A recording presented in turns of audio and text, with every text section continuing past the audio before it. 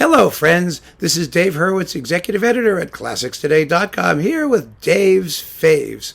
Now, it looks like it's sort of slanted behind me. I'm not sure. Maybe this is half on a rug. I don't know. What can I tell you? The room is not tipping, and neither am I. It is what it is. It's an optical illusion. Isn't it wonderful?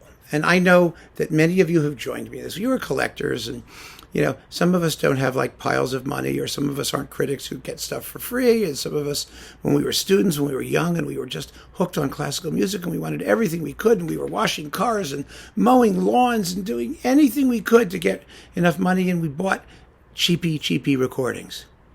Because that was what we could afford. So we got Vox, and we got Seraphim, and we got, a Sony, Odyssey, all of those cheap recordings. And quite often, labels had no idea what the quality was of the stuff they were selling. So some of the best stuff was on a budget recording. And some of those budget recordings were simply first class. They featured first class artists who, for whatever reason, often did not get their due from major labels, bigger labels, more expensive labels, And so much of our view of what the most important performances were and who the major artists were was determined by price, by how much we spent. And it still is, let's face it. It's sort of a sad thing. It really is. It should simply be music. But initially, we don't know what we're listening to anyway. We're just hoping. And if we like it, we like it. If we don't, we don't. And if we like it, when we have more money, we go out and buy a more expensive one, or one that we thought would sound better. Because part of the problem with those things when they were on LPs is that the cheap stuff was badly packaged. So it did sound crappy, even if the basic sonics were excellent. You had paper sleeves and cheap vinyl, and you put them on and they went,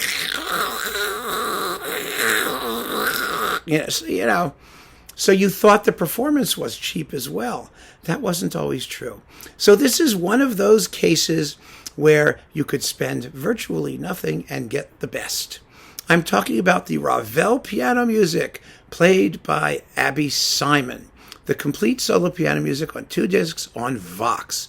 There was some great stuff on Vox. Remember, all the early Leonard Slatkin stuff was on Vox. All the early Skrovichevsky stuff was on Vox. I mean, they had some wonderful stuff. They still do. And I am told that Naxos, which owns Vox now, is going to be trying to, going to be re-releasing some of it somehow in some format. I doubt we're going to find big boxes cheap. I don't know what their plans are. But, hopefully someone there knows what they have and knows what to do with it and how to treat it properly, because there are first-class performances that, frankly, people would pay a first-class price for if they had been packaged and presented that way. This is actually, the presentation actually of these CDs was wonderful because a CD was a CD. It didn't have surface noise. They had very good notes for the most part. And these were beautifully remastered, and they're just wonderful, absolutely wonderful.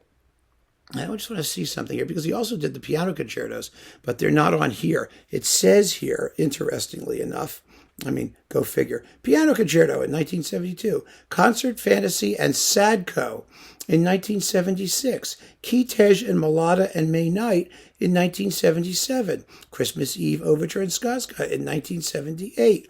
Well, there you go.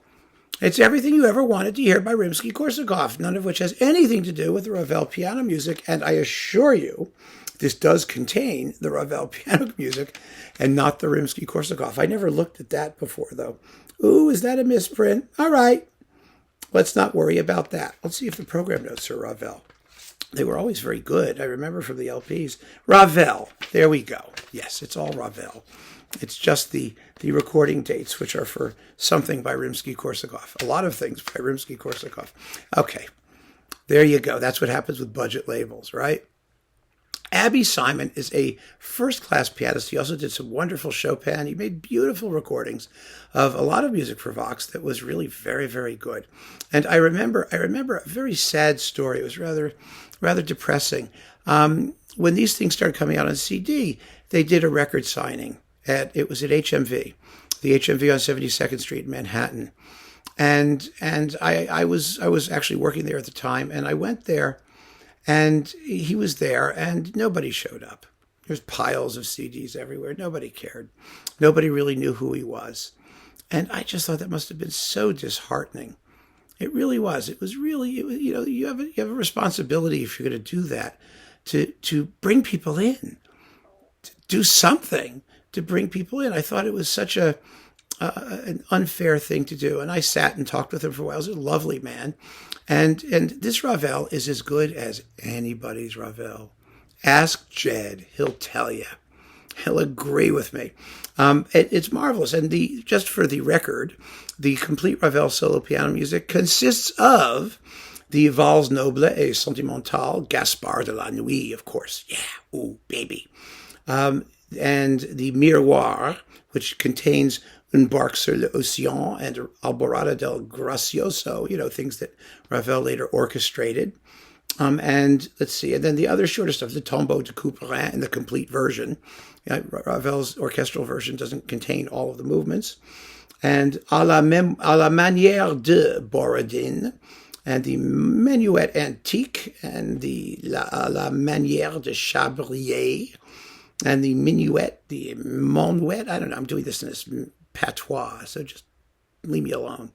Minuet on the name of Haydn, the Sonatine, which is wonderful, the Pavane for a Dead Princess, Jeu d'eau, and the Prelude, a little prelude, and this also contains the piano version of La Valse, which is really cool. These are absolutely effortlessly brilliant performances, every single one of them. They were very nicely recorded. They were very, very inexpensive. And so even when we were just starting out and discovering this music, we could actually get the best for and pay the least. What a wonderful, wonderful combination of facts. So keep on listening, friends. Thanks so much for joining me. Take care.